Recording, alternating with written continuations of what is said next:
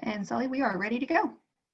All right. Well, good morning, everybody, and welcome to the first ever virtual ACEC Georgia annual meeting.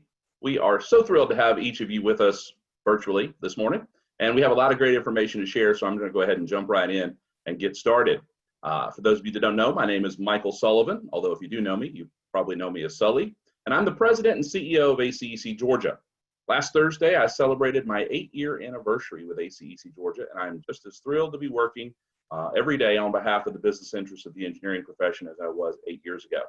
I'm also excited to share some of ACEC Georgia's recent accomplishments with you this morning, along with our immediate past chairman, Taylor Wright, and our current chairman, Greg Teague, both of whom you'll hear from in a few moments. As we go through today's presentation, please feel free to submit any questions you have at any time. As soon as the idea hops in your head, submit those questions at any time through the Zoom chat feature as a direct message to Brittany Love. Brittany is going to be our moderator for our Q&A if we have time for it at the end. So if you'll send those messages directly as a direct message to Brittany, we hope to have some time at the end for Q&A at the end of the meeting. We're also recording today's meeting, and we will be sending that out to you after the meeting so that you can share it with anyone in your firm or elsewhere who you think might benefit from learning more about ACEC Georgia. Of course, that recording will include the slides as well. Later in this morning's program, you're going to learn more about the ACEC trusts and all of the benefits that are available to you and your firm as part of your firm's ACEC membership. But before we get started, I did want to take a moment to say thank you to the trusts for sponsoring this event. The ACEC trusts are the ACEC Business Insurance Trust, the ACEC Life Health Trust, and the ACEC Retirement Trust. Thanks to the trusts, for each of the trusts, for joining us this morning and for your sponsorship of this meeting. As we were preparing for today, it occurred to me that some of you might be wondering why we're having an annual meeting in the middle of the year. Well, ACEC Georgia's fiscal year begins in July. That's also when our board and officer transition occurs. So our year is just getting started. Another way to look at that is also that we just ended a year, and our chairman for the 2019-2020 years was Taylor Wright, sector manager and vice president with Atkins. While the 2020 part of Taylor's year was, well, not anything that any of us could have predicted at the beginning, he nevertheless had a tremendously successful term as chairman, providing us with a clear course of action and steady leadership, even when it seemed that the world around us was falling apart. That all started, as it does for most of our board chairs, at the annual strategic planning retreat, which is led each year by our chair-elects a few months before they take over as chair. Taylor's planning retreat focused on 4 goals that not only guided us during Taylor's year as chairman, but which will continue to direct us going forward. On a personal note, if you know Taylor Wright, you know that he is a man of integrity and professionalism, a man who's guided by his faith with a deep love for his family that is the bedrock of which everything on his life is built. It's truly been an honor to have had the opportunity to work with him and to get to know with him during his many, many years on our board. So without any further ado, let me turn things over to ACEC Georgia's immediate past chairman, Taylor Wright. Taylor, the floor is yours. Thanks, Sully. That was a very nice introduction. And I just want to thank everybody out there for the opportunity to serve. As voting reps, every year you approve the board and the chair, so thank you for not making me the first chair to be voted down by the voting reps. But it was a great honor to serve. It was a great year, and I appreciate Sully saying that. It did kind of end in a strange way, not exactly how we envisioned it. But if we look back at the questions that we asked at the planning retreat, I think they're still applicable. Actually, they may even be more applicable than when we first asked them. So I want to go through each of these, starting with the first question: how do we radically change our approach to membership recruitment? And this was just a way to rethink the traditional membership recruitment, where we look at firms that have a certificate of authorization and just try to convince them to be members. It's, you know, we as a membership committee, we thought about what a member would look like. There's a lot of firms that we compete with that, you know, maybe do not have a COA. One of the ways that we address this is by adding the supporting member. But another question that we asked related to membership recruitment was, we all see that our industry is changing. Technology is becoming a more important part of that. So We want to be ahead of that when our firms turn more to technology and maybe the staff numbers go down. So we need to be ahead of that as a organization, and that was part of rethinking membership recruitment. The second question was creating a seamless process for members to get engaged. And in my view, the biggest mistake that firms can make is when they join ACEC is to appoint a single person to be the contact with ACEC. We really need engagement from all levels within the firm. There's many different ways to get involved in ACEC, a diverse set of forums or task forces. So I just want to encourage everybody, we need engagement from all levels. And I'll just share a personal story.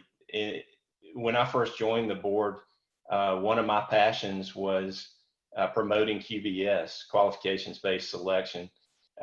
It's my view, and it's still my view, that we're becoming commoditized, and that's a threat to our industry. I was able to get involved in the QBS efforts, and I was involved when we actually fought the anti-QBS legislation that was proposed.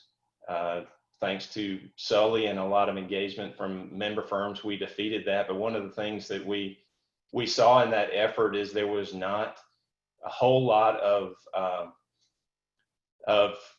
QBS writing or studies that we were able to use in that effort. One of the studies that was probably the best was put together by a professor at Georgia Tech, Gordon Kingsley, and a professor at University of Colorado. And after that effort, what we decided to do is engage those professors to update that study so that we could have that as we go out and educate on QBS. We did engage those professors, and I think just the success is we were able to get Minuteman funding from ACEC National to fund a study that is ongoing now, over $200,000 for that study. I tell that story because it's just a way that I was able to use that passion and utilize the resources of the ACEC to advance that. And I think all firms have that ability to take that passion to ACEC. Providing opportunities for members to lead.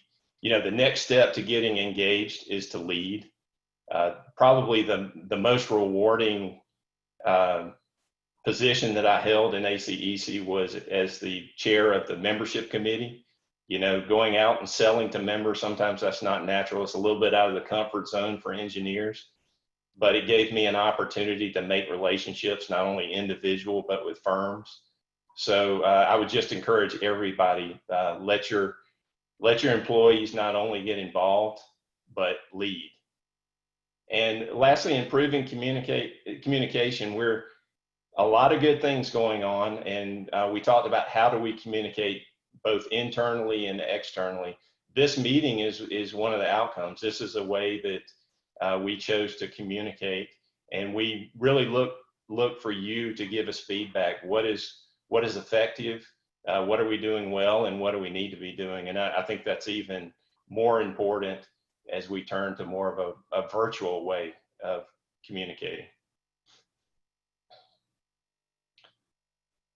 Next slide, Brittany. And before I turn it over to our new chair, I just wanted to thank the board members that are rolling off. Each one of these board members has contributed in their own way.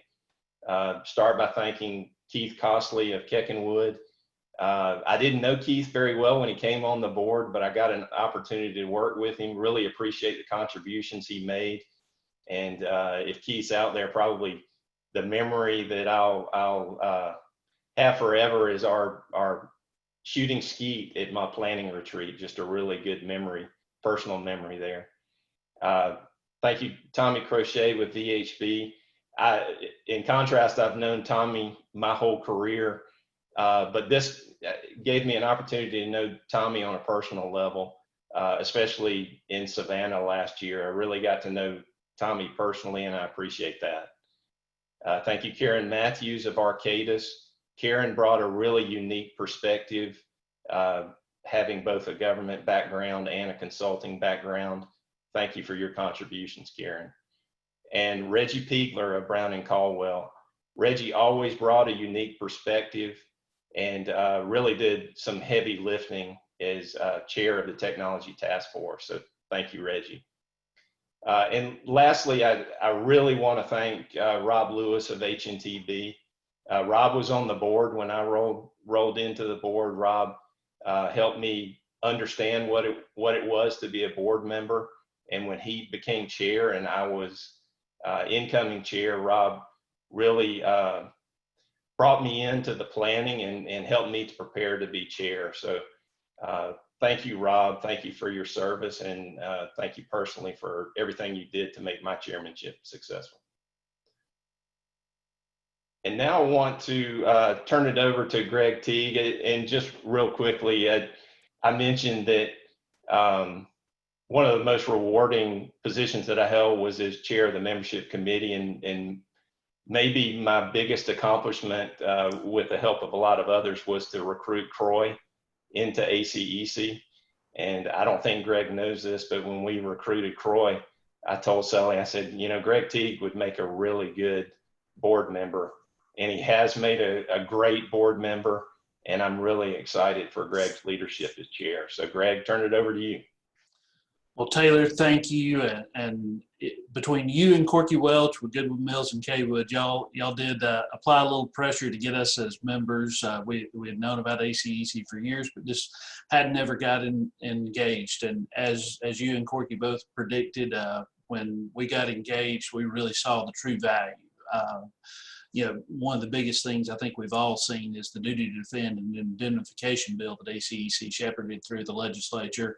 That, along with House Bill 170, have truly changed our industry and really helped make doing business in Georgia a much better proposition for all of us that are here. So thank you for bringing us on board and for pestering me all those years and getting me in, but it has been well worth it. And thank you for your service. You've, like you said, you've had a unpredictable year and had some tough things that we faced there towards the end, but I think you can see with where Taylor took us with the planning retreat that he conducted last year, it really helped us be prepared for a lot of the things we're facing today. So Taylor, thank you for your service on everything. Well, guys, I've had the opportunity to serve with some of the greatest engineering leaders throughout Georgia, and I'm excited to welcome 5 new board members this year. We're going to be welcoming Claudia Bellotto with WSP is joining us, as well as Carrie Rocha with HNTB, Darian Sykes with Sykes Consulting, Jim Vaughn with Goodwin Mills and Kaywood, and Trey Wingate with WK Dixon. These folks have got the great privilege of joining a 17-member board of directors, and I'm just going to quickly run through who our officers and directors are, just so you have a little better idea of who is going to be helping me guide things through this year. So Chair-elect, very excited to introduce Michael Planer with PES Structural Engineers. Michael brings a very good perspective for that vertical built environment on the structural side, and really enjoyed getting to know Michael over the years and sharing a lot of ideas with him. Ron Osterloh is our treasurer this year with Pond Company. Rick Brownlow with Jacobs is our board secretary for the year. Taylor, as we mentioned, has the most envied position, which is the immediate past chair with Atkins. And John Heath is our national director with Heath and Lineback. We've got 3 vice chairs. Our vice chairs for this year are Kenneth Fluker with CERM, and Kenneth's done a great job working with our membership committee over the last couple of years. Rob Jaquette, who is now with Keck and Wood, and Holly Painter with KCI Technologies. And then our other 8 directors are Claudia Bellotto with WSP, Paul Cook with Columbia Engineering and Services, Teresa Eppel with Southeastern Engineering, Sam Moosley with MC Squared, Carrie Rocha with HNTB, Darian Sykes with Sykes Consulting, Jim Vaughn with Goodwin Mills and Kaywood, and Trey Wingate with WK Dixon. So please join me in giving these dedicated volunteers a virtual round of applause for their commitment to the organization and our industry. So now I'm going to toss it back over to Sully, and he's going to give you the rest of the presentation. Thank you for allowing me to serve as your chair for this year. And what I need most of all is I need input. We want to know what it is that you as our member firms need from ACEC, and we look forward to working with you throughout this year. Sully? Thank you, Greg, and once again, welcome to our new board members. We are absolutely thrilled to be working with all of you this year to keep our organization moving forward, and our bottom line, working on behalf of the business interests of Georgia's engineering industry. And on a personal note, I'm particularly looking forward to working with even more closely with our chairman, Greg Teague. Greg will be the 9th chair I have served under, and I'll just say every chairman brings a different set of attributes to the role, and there's been something new that I've been able to learn from each of the chairs that I've served under. And one thing that I admire about Greg personally is how he is able to be both a firm and decisive leader without sacrificing being the down-to-earth good guy that he is at his core. He is the definition of a what you see is what you get kind of guy, and I'm very much looking forward to serving under his leadership in the coming year. Hopefully we'll get around to having Greg's planning retreat in September. I'll go ahead and put a plug out. Normally we would have already had the planning retreat before our new year begins. But there was this little pandemic that kept us from doing that. But we are planning on having a virtual planning retreat in September, and information will be going out to all of our members soon. And I would encourage you, just as you've participated in this meeting, which is somewhat retrospective looking, to be a part of that planning retreat, which is forward looking. We'd love to have you engaged. It is not just for our board members. Before I move forward, though, I do want to take a moment to introduce you to your ACEC Georgia staff, without whom we would not have been able to navigate the turbulent waters of the last 6 months. And I want you to know, if you don't know anything else after this meeting, know this: you have the best damn association staff in all of Georgia working for you every day. And know that each one of your ACEC Georgia staff members is dedicated to you and your firm and our industry. We come to work every day focused on the overarching goal of doing everything we can to improve the business climate for Georgia's engineering firms, to improve your firm's bottom line. Your ACEC Georgia staff members are Chandler Carter, Director of Professional Development and STEM Programs; Lisa Exley, Director of Communications and Marketing; Jennifer Head, who's our Director of Membership and Programs; Ashley Jenkins, our Director of Government Affairs; and Brittany Love, Chief Operating and Financial Officer of ACEC Georgia. And then there's me, your humble President and CEO, who, well, I just do what the nice ladies tell me to do and don't get hurt. It would be the world's largest understatement to say that the last 6 months have been dramatically changed the way that we all live and the way that we all do business. But this staff of talented professionals never skipped a beat. We were able to quickly shift to online programming to continue to provide value to our members throughout the pandemic. In fact, I remember back in February at our annual Introduce a Girl to Engineering Day, it started snowing after the event had started. And we were really worried that the stairs outside would be too slick for folks as they were walking to their cars after the event. And at that time, I thought that was a pretty big crisis. Those are simpler times. Then March 2020 hit and everything changed in an instant. On March 12th, I think it was one of the craziest days, definitely the craziest day I've had in this job. It was crossover day at the Georgia General Assembly, which is the day that bills have to pass either the House or the Senate in order to be considered for the rest of the session. And we had to make the decision to cancel the Georgia Engineering Awards, which was scheduled to occur 2 days later. So we had to not only make that decision and facilitate that, we had to scramble to let everybody know that it had been canceled. We then, the next week, pretty much had to cancel or postpone every other in-person event that we had scheduled through the end of July, including the Georgia Engineers Summer Conference. Jennifer Head and I, if you're interested or need this particular service, have become experts in force majeure clauses and event contracts. We've dealt with quite a few of those over the last few months, and but we didn't just cancel everything and hunker down. What we did is we quickly transitioned to provide a lot of online content for our members. We've hosted more than 20 online programs during the pandemic with over 1,500 participants, and we're planning to ramp this up even more beginning next month. So you're going to see a lot more content from us going forward online. And not just business-focused content, which is our primary mission, of course, but also content that includes your clients with opportunities to engage with those clients, even if it is in a virtual way. We are focused on meeting our members' needs where you are now. We're not just doing the same old, same old. We are laser focused on the challenges that you're facing right now and to meet those challenges for you right now where we are. And speaking of where you are, online programs have allowed us to reach a lot of people that we haven't seen at some of our in-person events in a while or ever. And that's a cool thing to be able to reach people because of the low barrier to entry has been tremendous. We've also seen a lot of non-members join our content because they see us as a provider of valuable content, a go-to source for that kind of valuable business content.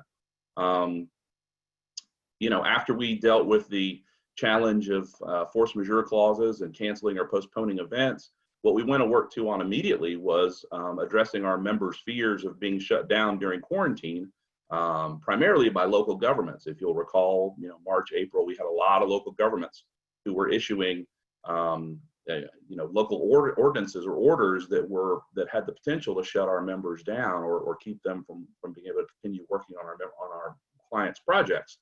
So we went to work very quickly, first playing whack-a-mole with all those different local governments as a new ordinance or proposal would pop up and ensuring that those proposals included identifying engineering and architecture and land surveying and construction inspections as essential industries that could continue to work despite those local ordinances. But then we pretty quickly figured out that playing whack-a-mole with 159 counties and 535 cities was probably not the best strategy.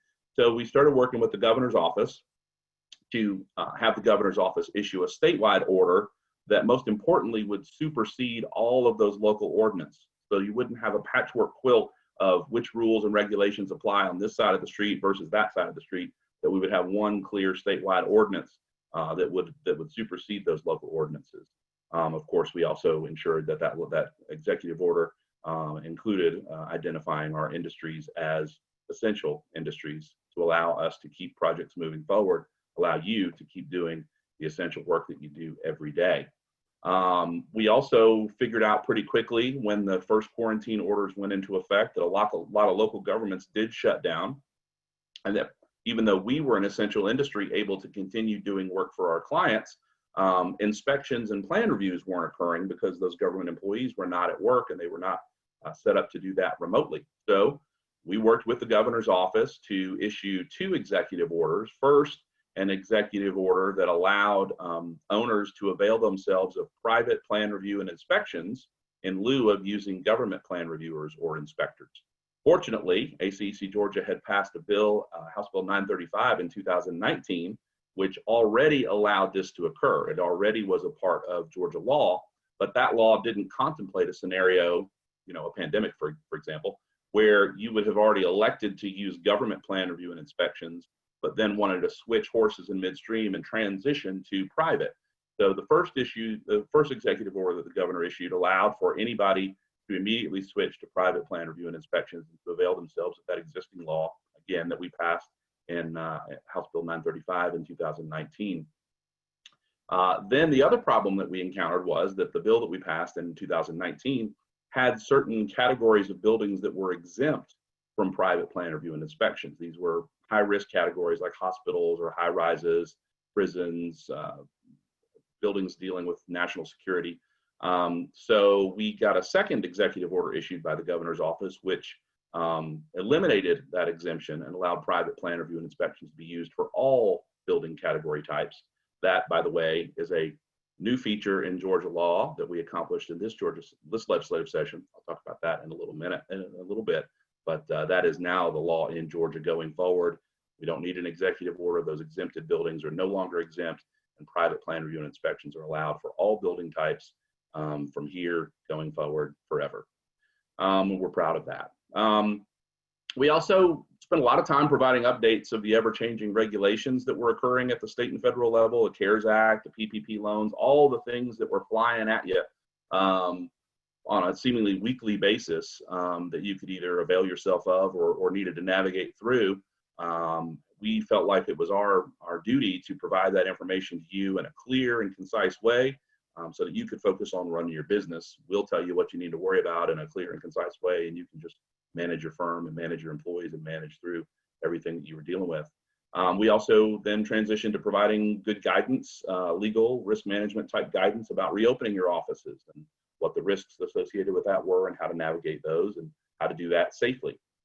We also were fighting to pass legislation to protect your business and keep your projects moving forward during the General Assembly session, both Part 1 of the General Assembly session and Part 2 of the General Assembly session.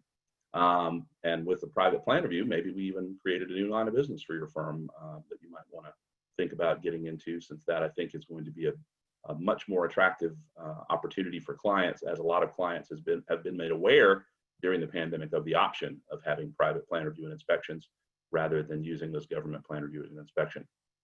The bottom line during the pandemic is this: we've been fighting to make sure your firms can stay open safely so you can continue to do the critical work for your clients.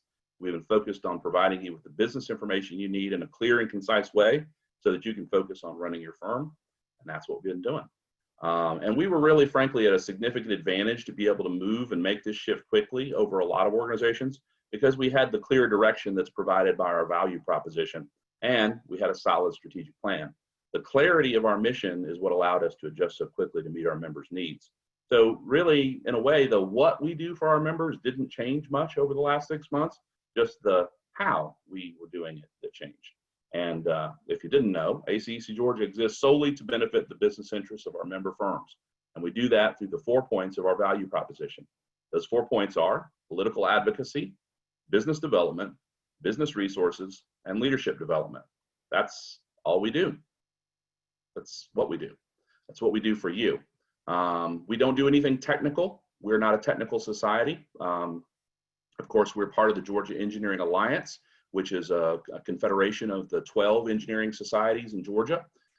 We work closely with GEA and Georgia Engineering Alliance associations on legislative activities that we believe are of common interest across the engineering profession.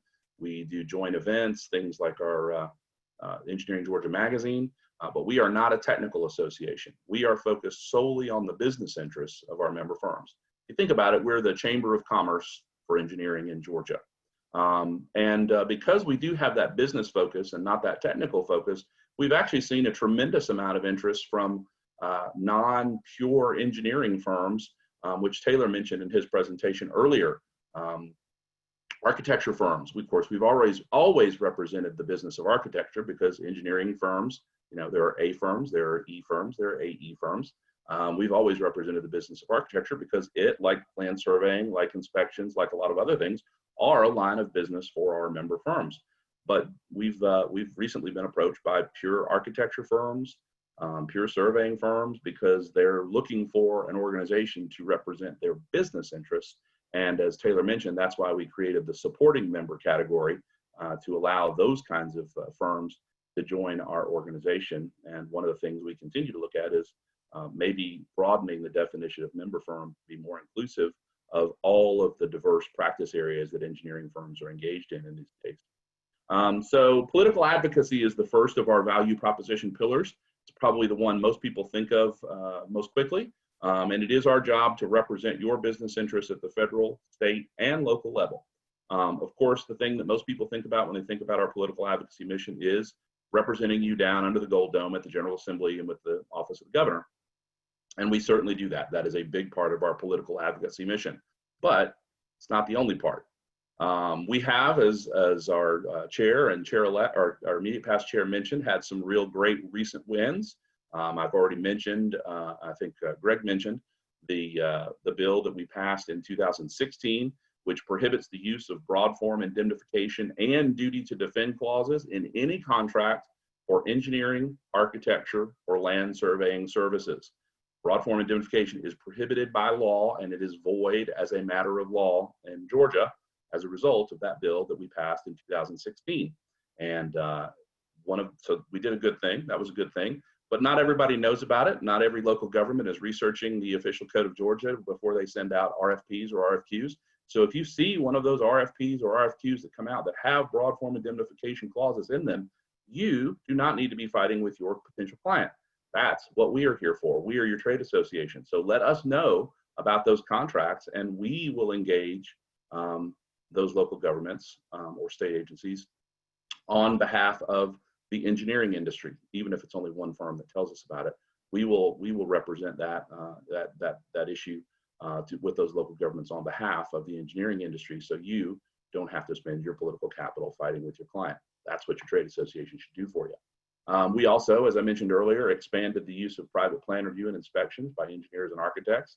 And again, I think that's something that's not only COVID-19 related, but something that potentially can be a line of business for firms going forward as private owners and developers decide to use that process rather than the traditional process, because of, at the end of the day, time is money, right?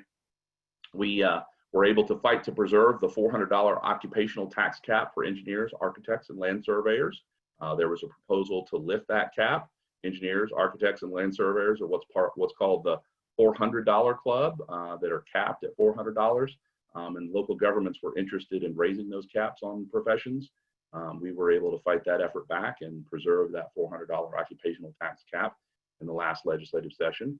And in this legislative session, we passed legislation which creates a new PE-SE license for structural engineers, which addresses a long-term competitive disadvantage that structural engineers were facing as more and more states have passed SE legislation, and they were competing against engineers who were able to have that SE license after their names.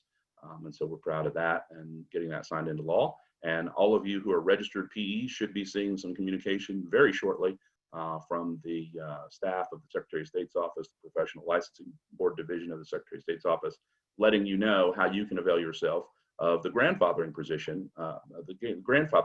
provision in that law. If you are a PE, a currently licensed PE who practices structural engineering, very simple grandfathering provision in there. All you have to do is sign and have notarized a one-page, very simple, check a box affidavit, and be able to obtain that new PE-SE license. And more information about that will be in the Georgia Engineering Georgia magazine coming out soon. And again, you'll be getting the communication from the Secretary of State's office staff on how to make yourself, how to facilitate that. But the General Assembly, we've had a lot of wins, but that's not where most of your day-to-day problems are solved. Most of your day-to-day problems are not solved by passing a bill that applies statewide. Most of your problems are dealing with state agencies, local governments, CIDs. That is part of our political advocacy mission as well. We engage on behalf of the engineering industry on a pretty much weekly basis with local governments around the state, with CIDs around the state, with state agencies. Again, any challenge that your business faces that can be characterized as an industry issue, an engineering industry issue, that's something we can take on your behalf. We can fight that battle for you. And again, you don't need to be in a position where you're having an adversarial relationship with a potential client or an agency or local government that regulates your clients. Again, if it's something we can characterize as an industry issue, we're happy to take that battle on and fight that battle on your behalf. So don't just think about us as engaging at the state level, even though that gets a lot of attention and a lot of notoriety because of the impact that statewide legislation has. Most of what we do on a weekly basis is representing you at the local government level. We also represent your interests at the federal level. Now, not exclusively, because obviously ACEC National, the national organization that you also belong to, they're engaged every day at the federal level on behalf of the engineering industry in Congress and with federal agencies. But we feel like we have an obligation to represent your interests with our Georgia congressional delegation, our 2 United States senators and 14 House of Representatives members. So we engage with your Georgia congressional delegation on a regular basis. And when I say regular basis, just 3 days ago, we were having our Washington, D.C. virtual fly-in with both of our senators and several of our members of the House of Representatives. Just to put it in context, the progress that we've made on the federal front, when I started in this job, MAP 21 had just passed. That was the reauthorization of the Federal Highway Trust Fund. It passed, continuing the Federal Highway Trust Fund, but it passed of the Republican members of the House of Representatives. We only had 2 that voted for MAP 21. The rest of our Republican members of the House of Representatives and in our Georgia delegation voted against MAP 21. We actually had a Georgia congressman that had submitted a bill that he was the lead sponsor on, that would have eliminated the federal gas tax, would have essentially eliminated federal transportation funding altogether. That bill was called the Devolution Bill, and 2 of our other Georgia congressmen were co-signers on that bill. That was not a great position for us to be in as a state, to have our delegation fighting against infrastructure funding at the federal level. So we worked with those delegation members, worked with them, and ultimately were able to persuade them of the wisdom of federal funding for infrastructure, and that federal funding for infrastructure was an important goal if you care about growing the economy. So fast forward to the FAST Act, which is our current transportation authorization bill. Every single Republican member and every single Democratic member, except for 1 of our Georgia congressional delegation, voted in favor of the FAST Act. That's the kind of impact I think that we were able to make in changing hearts and minds in our Georgia congressional delegation over a fairly short amount of time. This would be a good point, though, for me to mention to you that we're about to experience a tremendous amount of turnover in both our federal congressional delegation. We're losing several long-term members of Congress, and we're also going to experience tremendous turnover in the General Assembly. A lot of folks are choosing not to run for re-election, or they've run for other offices. So there's a lot of turnover, a lot of new faces that we're going to be dealing with in both our congressional delegation and in the General Assembly. And it's a little scary, if I'm being honest. One challenge that we have faced on a fairly regular basis is the WRDA bill, the Water Resources Development Act, which passes every couple of years. Almost every time, the state of Alabama has tried to insert into the WRDA bill language that would restrict Georgia's ability to access the waters in the Chattahoochee as part of the ongoing water wars between us and Alabama and Florida. Well, we always had Johnny Isakson in the U.S. Senate to watch out for that when Senator Shelby from Alabama would try to insert that language, and we always had him there to fight for us. Well, we don't have Johnny Isakson in the Senate to fight for us anymore.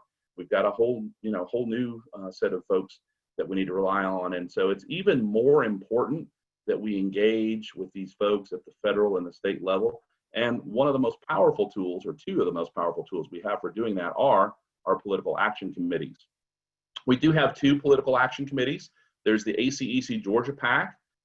That's the one that we use to support state and local elected officials. Contributions can be from companies, from individuals, or other PACs. The annual budget of our state PAC is about $85,000 a year. Again, and the goal is to send that out to support state and local elected officials. And the contributions into the PAC come from your member firms. They're included on your ACEC Georgia dues invoice, and that's how we fund the state PAC. Federal PAC is a little different. The federal PAC is used to support U.S. Senate and United States House of Representatives candidates, but contributions can only come from individuals. No corporate contributions, no PAC contributions, only individuals. And the annual budget of the ACEC federal PAC is about $1 million, $2 million per cycle. And Georgia, ACEC Georgia, has a lot to say about where those federal contributions go within our Georgia congressional delegation. And we appreciate the partnership that we have with ACEC National on the federal PAC, and the great working relationship that we have, and the great deference that they give to our recommendations to give who to give those PAC funds to, and frankly, who not to give those PAC funds to, because they're not supportive of pro-business perspectives.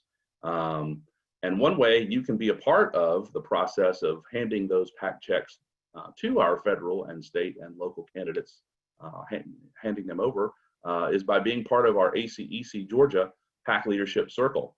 The PAC Leadership Circle are the leading firms in Georgia.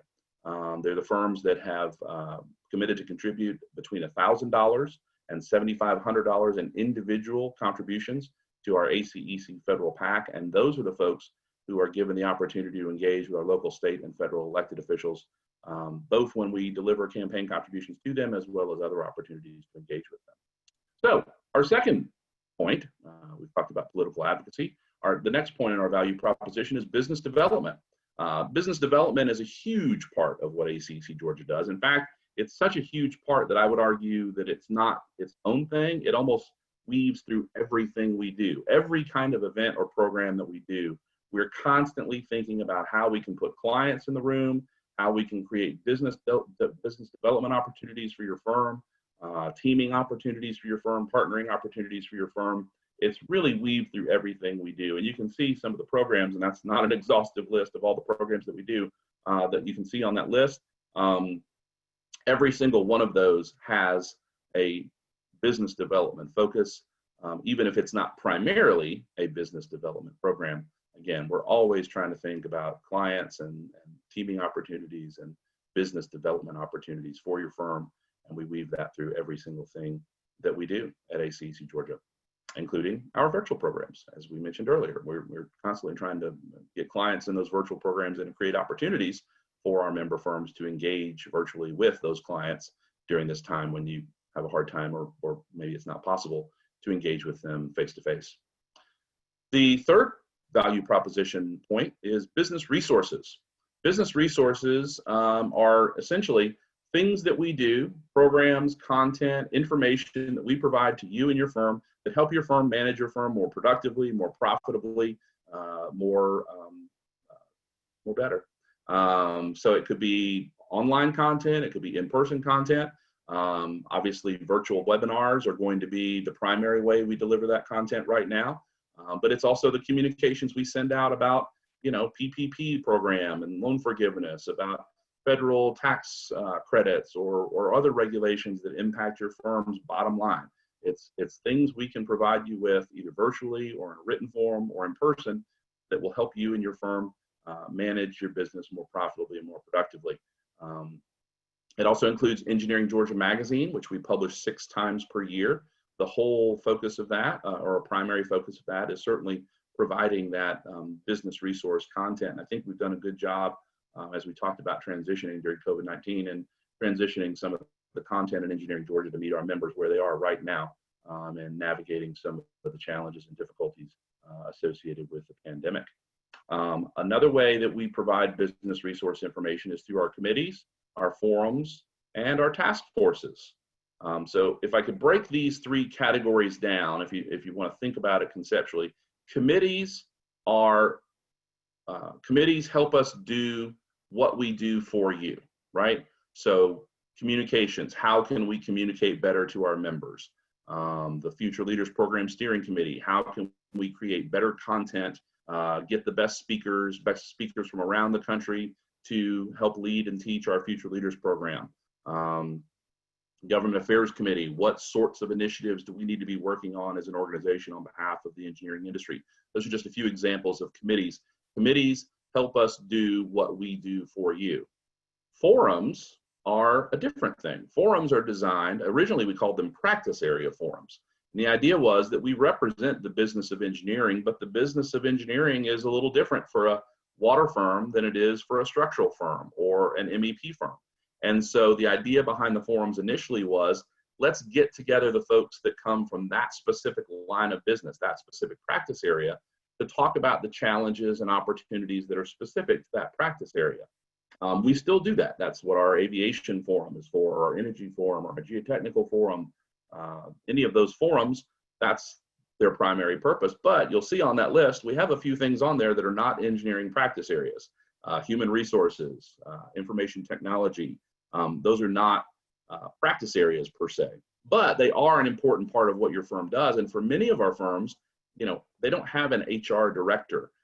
They've got somebody who is trying to deal with HR along with a bunch of other things that they may be doing in the firm. They may not have an IT director or an IT outsourced solution. They may have somebody in their firm who's dealing with that.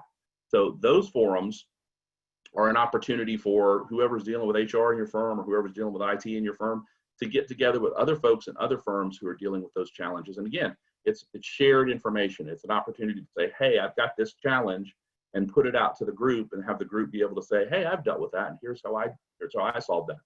The HR forum and the IT forum, we've had member firms who said that those forums alone and the value that they provide them in being able to deal with those challenges is worth the entire cost of their membership, because it just simplifies that so much. And then we have task forces, and task forces are different from forums and committees. The task forces came out of our planning retreat process. Again, we've mentioned our annual planning retreat process. And these task forces are specific missions that ACEC Georgia is focused on. And those missions are inclusion and diversity. This task force was created in 2016 to promote inclusion and diversity within the engineering industry. Obviously, that's become a much more important goal, a much more front of mind goal in 2020 due to the unfortunate things that we've all seen and experienced in this year. But that is a great task force, and they are very much focused on advancing those goals. And we do have some exciting things that I think we're going to be telling you about in the very near future relating to the Inclusion and Diversity Task Force and some of the programs that they have that they're working on. The second task force is our Qualifications-Based Selection Task Force, our QBS task force. And Taylor mentioned that in his presentation as an important goal. What we would like to see is QBS. Of course, QBS is already required under federal law at the federal level. And anytime federal dollars are used on a project, it's already required in Georgia at the state agency level, but it is not required at the city and county level. And we would like to see that expanded to the city and county level. It's important to note that qualifications-based selection includes local knowledge, local experience, and your history with a local jurisdiction. That's part of the Q in QBS. And as Taylor mentioned, we led the effort to create and fund a $250,000 national research project that will be used to support and promote QBS. The third is our STEM Workforce Task Force. One of the challenges of our industry has been the difficulty in attracting and retaining talent. And so the STEM Workforce Task Force is focused on increasing the number of people who are entering the engineering workforce pipeline. And to be clear, that is not just the 4-year degree professional engineer pipeline. That also includes some of the plan reviewers, CAD operators, inspectors, surveyors. So we are working not only with the University System of Georgia with that task force, but also with the Technical College System of Georgia on increasing the pipeline for all of the various employment needs that our member firms have. And then the last task force is our Technology Task Force. That Technology Task Force is very forward-looking. We believe that technology, and when I say technology, I don't mean IT, I mean things like artificial intelligence, machine learning. Those things are going to radically change the way engineering is done, and they're going to radically change the way you sell your services to your clients. And that task force is focused on that aspect of technology, the future aspect of technology, and works closely with a national organization called the Engineering Change Lab, which we are a part of, which is a national consortia of folks who are working and thinking about these issues and how they're going to impact the consulting engineering industry. So those are our task forces. Through your membership with ACEC Georgia, you also have the opportunity to participate in our 3 trusts, which we mentioned earlier. And since we have representatives from each of our trusts here with us this morning, I'm just going to let them tell you about the services that they each provide. First up, we have Leanne Wheeler with the ACEC Business Insurance Trust. Leanne, the floor is yours. Good morning. Thanks, Sully. Can everyone hear me okay? Yep. Good. Well, I appreciate the time for everyone's time this morning. I am Leanne Wheeler, and I work with Grayling, and we're the program administrator for the ACEC Business Insurance Trust. So we're just going to review some of the benefits that you get as an ACEC member. And if you want to go ahead and hit the next slide. So some of the benefits you receive as an ACEC member, and I like to really call it 3 buckets. Some of the benefits that you receive from the trust are the deductible reimbursement, which is $1,000 per claim, up to $10,000 maximum per year. You do also receive a royalty sharing with the trust, which is 3 to 5% of your property and casualty premium. And you receive that back actually every couple years in the form of a check. And if any of you are members of any coalitions, we do reimburse the coalition fees up to $150 per year. And indirectly, anytime you're a member of the Business Insurance Trust, you indirectly help the national and state associations as well. Another piece of the Business Insurance Trust is as an ACEC member, you have exclusive products through the Hartford. We have partnered with Hartford as the insurance carrier. Within the Hartford, you do receive proprietary endorsements, several different things that the trust have come together to benefit the ACEC members. Along with that, naturally, the pricing is going to be there for the ACEC members. The trust is made up of 9 trustees who are engineers much like yourself. So they designed an exceptional program for you guys. And then also the third bucket is Grayling and who we are as a program administrator. Is we actually have 4 attorneys on staff, licensed attorneys.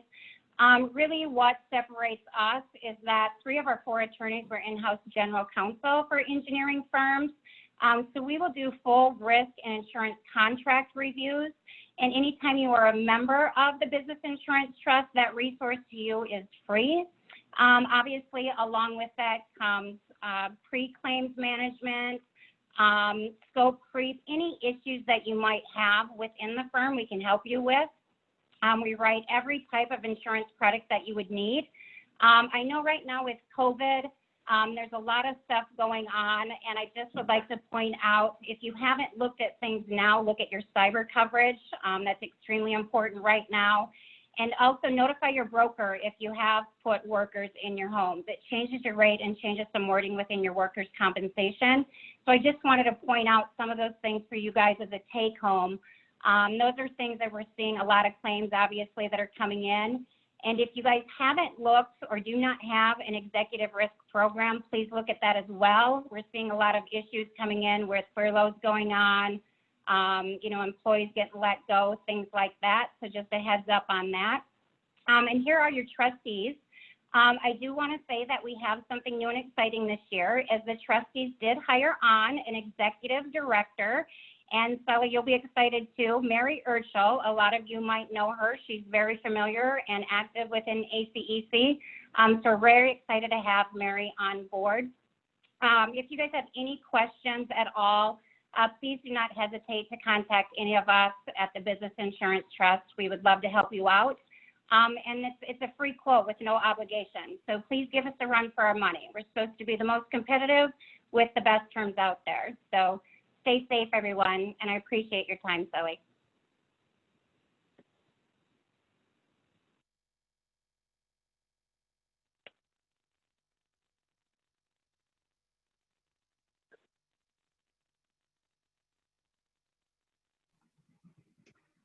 Awesome. We seem to have lost Sully for there? a second. Yep. Sorry. I suspect he was probably dying from talking for the last 40 minutes. So we'll go ahead and hand it over to John Krebsbach with the ACEC Life Health Trust. Awesome. Thank you. Good morning, everybody. Like she had mentioned, John Krebsbach, National Director of Sales for ACEC Life Health Trust. Just like to thank ACEC Georgia team for the opportunity today, as well as a fantastic presence listening in. So thank you all for taking the time. It was really neat listening to Taylor and Greg's piece at the beginning, and it just really seems like the ACEC Georgia membership is just such a tight-knit community. So really neat to hear and listen in on. I can tell you, Leanne, Lydia, and myself are always extremely excited for the opportunity to get in front of current member firms, prospect firms, to really show the value of our 3 trusts. These 3 trusts arguably are some of the biggest benefits of being an ACEC member. So I'd like to call out, specific to the ACEC Life Health Trust, that on May 1st of this year, we actually celebrated 55 years of supporting ACEC member firms, and we are extremely privileged to continue that role, which is clearly stated in our mission. I mean, we are here, the Life Health Trust is here to provide healthcare benefit solutions and services to you as ACEC member firms, all of your employees and family members. Next slide, please. With our medical, ancillary, and value-added services, we really feel like we at the Life Health Trust are going to establish the consulting engineering industry as one of the healthiest industries across the United States. So real quick, if I can help kind of paint a clear picture for everybody on how many member firms we serve at the Life Health Trust. As of April of this year, there's roughly 4,000 firms across the country that are full dues paying members of ACEC.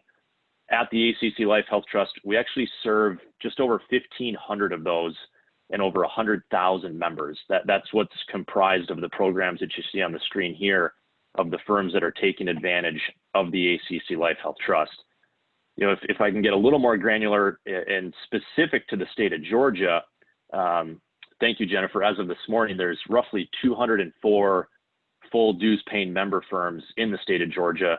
We actually serve 75 of those. So that's roughly 40%, which is fantastic. And obviously asking and looking for an opportunity for those that aren't current members of the Life Health Trust to continue that discussion here afterwards. But the programs that are available in the state of Georgia for ACC member firms, as you see here, we have a United Healthcare program that provides both medical and ancillary benefits, dental, vision, life, disability. That is for firms all the way down to 2 employees. So if you're in the 2 to 50 space, 51 to 99, or over 100, you're able to take advantage of the United Healthcare program. If you're over 100 employees and self-funded or looking in the self-funded direction, we have a stop-loss program in our Advantage plan. And third, just like United Healthcare's ancillary, we do have a partnership with Guardian on the dental, vision, life, and disability programs as well. Next slide. You know, like I had said before, you know, in order to take the consulting engineering industry to one of the healthiest across the United States, it's obviously very important to us, and we're very passionate about our member health and wellness. And with that, we provide complementary value-added services. Some that you see on the screen here, a design wellness program, design advocate, benefits enrollment system, and really important, parlaying off of the pandemic here, back in March, telemedicine utilization doubled. So our virtual care program has really taken off. We have a lot of different services underneath virtual care, as you see: behavioral health, dermatology, back care, expert medical services, and then a telemedicine program 24/7, 365. Next slide. As you see here, just my contact information. You can get a hold of me directly, as you see here, or through the ACEC Georgia team. For those that are on the call today that are currently members of ACEC, can't thank you enough for your business. We really appreciate that and really enjoy serving you, your employees and family members. And for those that are not yet members, I really look forward to making that connection, whether it's with you, your broker, to discuss further. So like Leanne had said, stay safe, stay healthy, and I look forward to talking to you all down the road. Thanks for the opportunity. Thanks, John, and thanks for being with us this morning. And finally, last but not least, we have Lydia Zabricki with the ACEC Retirement Trust. Good morning, and thank you for the opportunity today. I want to share with you that the Retirement Trust is celebrating 47 years serving our ACEC member firms and affiliates. And did you know that ACEC National, ACEC Georgia, and the Life Health Trust are all members within the Retirement Trust? We have approximately 20,000 plus participants within our 401k plan. And having a retirement plan can be complicated. And that's why it's important that you have a strong partner like the Retirement Trust to mitigate your fiduciary liability, minimize your participant fees, and improve retirement outcomes so you and your employees are retirement ready. As you can see on the slide, our competitive advantages include the enhanced fiduciary protection for all our member firms and participants. Advantages of having a 401k plan with over $2 billion in assets really gives us that negotiating power to keep our fees and our expenses low for everyone. Institutionally priced investments, our investments lineup is that we have investments that most of our participants outside of the trust will never have access to. We have a continuous plan sponsor and participant education program. Our wide range of investment options are recovering mutual funds, index funds, and target date funds. So there is something there for every type of investor. Continuing program review and development. We recently rolled out our student debt solution in the fall of last year. We are one of the first 401k plans in the country to offer this benefit for all our member firms. And then our annual plan testing and 5,500 form preparation is included for all our members as well. We're doing the heavy lifting and the work for you so you can take the time to focus and really run your company. We are a plan that is overseen by engineers for engineers. We have 7 trustees that are working to keep our expenses low, offer a best-in-class lineup for a $2.2 billion 401k plan.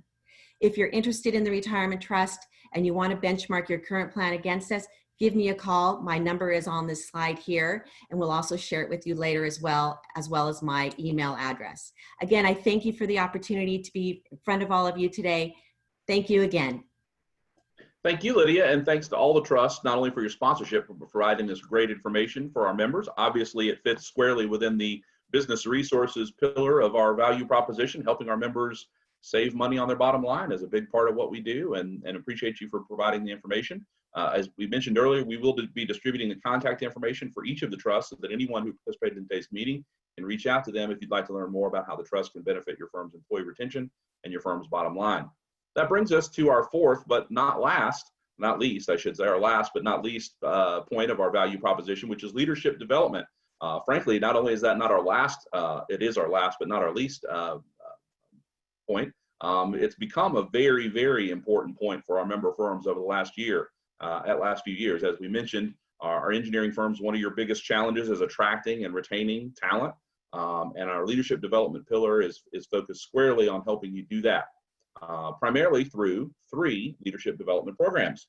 The first is Introduction to the Business of Engineering, and that's focused on your newest employees, folks with 0 to 5 years of experience. It's a very quick engineering business 101 course, one-day course that allows them to learn more about the business side of engineering as they are developing their technical skills as engineers or other professionals within your firm. Then, for 5 to 10 years of experience, we have our Future Leaders Program, which many of you are probably familiar with. That program has existed for more than 2 decades now, and it's focused on folks who are transitioning from doing engineering or other functions within your firm to leading people, leading projects, project management, people management. And that's a 9-month course that's focused on all of the different elements of the business of engineering, the management side of engineering, the people side of engineering, and most importantly, the client side of engineering. And then we have, for folks with more than 10 years of experience, our Engineering Leadership Academy. We refer to the Engineering Leadership Academy as our graduate course in the business of engineering. It is an intensive 9-month course limited to a class of 24 because we believe that the intensity of it requires that we limit the class size.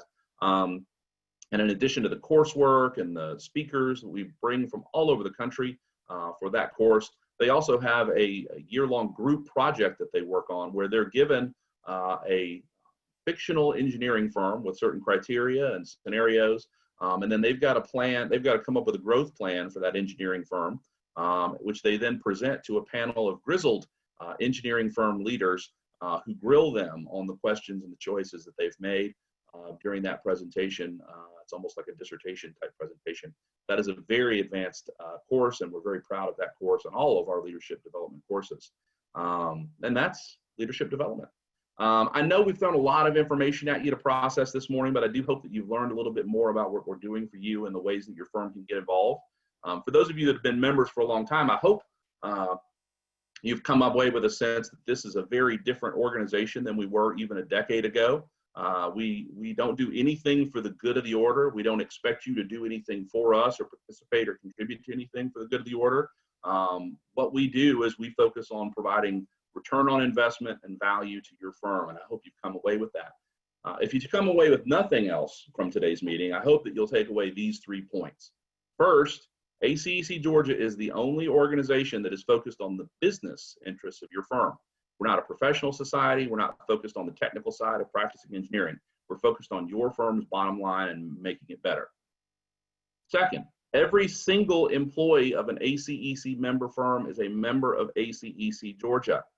As Taylor mentioned earlier, it is a huge mistake to think that you have one person who's the designated ACEC Georgia representative. The more people you get from your firm who are engaged in ACEC Georgia, the more value your firm is going to get from your ACEC Georgia membership. First, it gives you the ability to steer the direction of this organization. There's a phrase, if you're not at the table, you may be on the menu. Your competitors are engaged, you need to be engaged too. And being engaged can make a difference. Taylor talked about the QBS research project that we were able to get ACC National engaged in. Taylor deserves all the credit for that. That was his idea. One person had an idea. As a result of that idea, we have a $250,000 research project that the entire national organization is working on because Taylor had an idea. Our indemnification and duty to defend bill that we mentioned earlier as one of our recent legislative wins, that was one person's idea. Emily Metter with Kimley Horn came to me and said, hey, Sully, these broad form indemnification clauses are a problem. We need to do something about it. That was in August. In September, we created a task force. By November, we had drafted a bill. In January, we introduced that bill. And in May, we were all standing in the governor's office watching him sign that into law. Now, Ashley Jenkins, our director of government affairs, would tell me not to tell you that that's not always the way it goes, not always the way it happens, but it did for Emily. From August to May, she went from idea to changing Georgia law to prohibit broad form indemnification due to defend clauses in engineering, architecture, and surveying contracts. One person can make a difference. So we need those one persons from your firm to get engaged, and not just one person, but lots of folks. It also gives you the ability to develop the business perspectives of your employees. It's a professional development opportunity to give them exposure to the business side of engineering. And it's also more potential business development points of contact for your firm at ACEC Georgia events. The easiest way to get involved is to go to our website, which is www.acecga.org, and log into your member profile and update your groups and interests under personal information. This is being shown on the screen to the right now. You just select the committees and forums and task forces that you're interested in, and then click Save Changes. You can also register for any of our events at the member rate through this portal. And if you have any trouble logging in, please contact Jennifer Head.